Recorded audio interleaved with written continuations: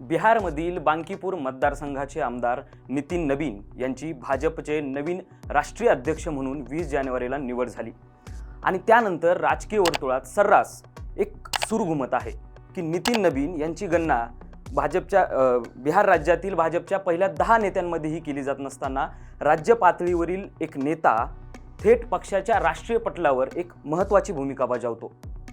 ज्या पक्षाकडे 10,000 कोटी रुपयांपेक्षा जास्त देणग्यांचा निधी आहे त्या पक्षाच्या अध्यक्षाची निवड केवळ अंतर्गत बाब राहत नाही, त्यामुळे भाजपच्या अध्यक्षाबाबत जाणून घेणं महत्त्वाचं ठरतं। नमस्कार, मी आकाश लोणकर, आपण पाहत आहात इंडी जर्नल। नितीन नबीन यांच्या अध्यक्षपदाच्या निवडीकडे एक स्थानिक कार्यकर्ता भाजपच्या राष्ट्रीय अध्यक्ष होतो असं सर्वसाधारणपणे गिरवलं जात आहे, मात्र ते खरंच केवळ एक स्थानिक कार्यकर्ता होते का? तर नाही। नितीन नबीन यांचे वडील नबीन किशोर सिन्हा हे बिहार भाजपमधील एक मोठं नाव। ते पटना पश्चिम मतदारसंघातून 4 वेळा आमदार राहिले। त्या काळात त्यांची गणना भाजपचे ज्येष्ठ नेते सुशील मोदी यांचे कडवे प्रतिस्पर्धी म्हणून केली जात होती। वडील नबीन किशोर सिन्हा यांच्या निधनानंतर 2005 मध्ये वयाच्या 26व्या वर्षी नितीन नबीन यांनी राजकारणात प्रवेश घेतला।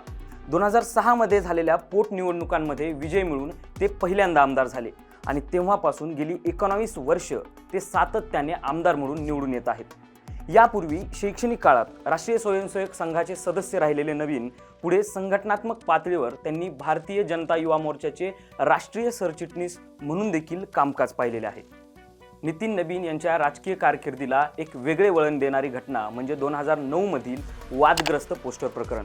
2010 मध्ये पटना येथे होणाऱ्या भाजपच्या राष्ट्रीय कार्यकारिणीच्या बैठकीपूर्वी त्यांनी पक्षातील वरिष्ठ नेत्यांना कोणतीही कल्पना न देता एका स्थानिक वृत्तपत्राच्या मदतीनं नरेंद्र मोदी आणि नितीश कुमार यांचे एकत्र छायाचित्र असलेले पोस्टर प्रकाशित केलं होतं। हा केवळ एखादा धाडसी निर्णय नव्हता, तर ती एक धोरणात्मक खेळी असल्याचं विश्लेषकांचं त्यावेळी मत होतं। या धाडसी आणि धोरणात्मक घटनेमुळे बिहारच्या गटातटाच्या राजकारणापासून दूर राहिलेले नितीन नबीन थेट दिल्लीतील नेतृत्वाच्या रडारवर आले। आता त्यांचं निवडलं जाणं हे देखील काही अचानक नाही। मागील काही काळात अमित शहा आणि नरेंद्र मोदी यांच्याकडून नितीन नबीन यांच्याविषयी काही महत्त्वाचे संकेत देखील दिले जात होते, जसे की अमित शहा यांनी पटना भेटीदरम्यान नबीन यांच्या घरी जाऊन घेतलेली त्यांची भेट, किंवा मोदी यांनी पटना भेटीदरम्यान साधलेला त्यांच्याशी संवाद। या पलीकडे नबीन यांच्या अध्यक्ष निवडीमागील माध्यमांमध्ये चालणारा एक महत्त्वाचं कारण सांगितलं जात आहे, ते म्हणजे नोव्हेंबर 2023 मध्ये झालेल्या छत्तीसगड विधानसभा निवडणुकीतील विजयाचे श्रेय या निवडणुकीचे प्रभारी म्हणून नबीन यांना दिले जात आहे आणि या कामगिरीला त्यांच्या निवडीचा मुख्य आधार म्हणून सादर केलं जात आहे। मात्र केवळ प्रभारी म्हणून कामगिरी केल्याच्या आधारावर निवड करायची झालीच तर नबीन यांना प्रतिस्पर्धी म्हणून सध्या धर्मेंद्र प्रधान यांचं नाव समोर येत होतं। प्रधान यांनी प्रभारी म्हणून किमान 5 ते 6 राज्यात भाजपला विजय मिळवून दिला आहे, ज्यामध्ये उत्तर प्रदेश, हरियाणा, झारखंड, त्रिपुरा, मध्य प्रदेश आणि उत्तराखंड यासारखी राज्य आहेत। यातच दुसरं नाव म्हणजे केंद्रीय मंत्री शिवराज सिंह चौहान यांचं देखील नाव अध्यक्षपदासाठी चर्चिलं जात होतं। मात्र या सर्व चर्चांना नबीन यांच्या निवडीने पूर्णविराम दिला। कोणत्याही मोठ्या चर्चेविना नितीन नबीन यांचे नाव भाजपच्या कार्यकारी अध्यक्षपदासाठी समोर आले आणि त्यांच्या विरोधात कोणीही उमेदवार म्हणून उभा न ठाकल्यामुळे परंपरेनुसार पुन्हा भाजपचे अध्यक्ष बिनविरोध निवडून आले। त्यामुळे हा निर्णय पूर्णपणे सर्वोच्च नेतृत्वाचा असल्याचं सांगितलं जात आहे।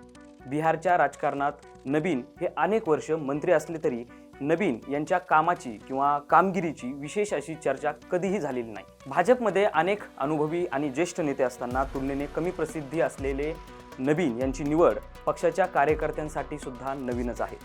हे सत्तेचं केंद्रीकरण दर्शवते आहे का, असा प्रश्न देखील उपस्थित होतो। भाजपला आतापर्यंतचा सर्वात तरुण अध्यक्ष मिळाल्यामुळे जनरेशन शिफ्ट ही संकल्पना वापरली जात आहे, मात्र पक्षातील निर्णय प्रक्रिया आणि सत्तेचे केंद्रीकरण पूर्वीप्रमाणेच दिसून येते।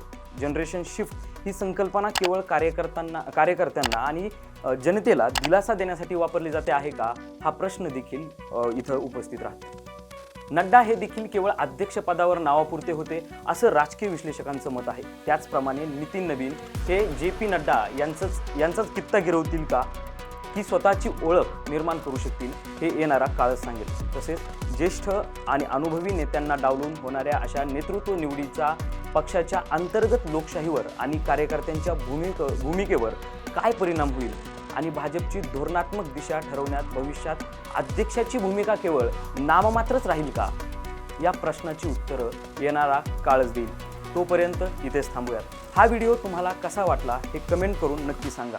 व्हिडिओ आवडला असेल तर लाईक करा, शेअर करा आणि इंडी जर्नलला सबस्क्राईब करा आणि पाहत रहा इंडी जर्नल.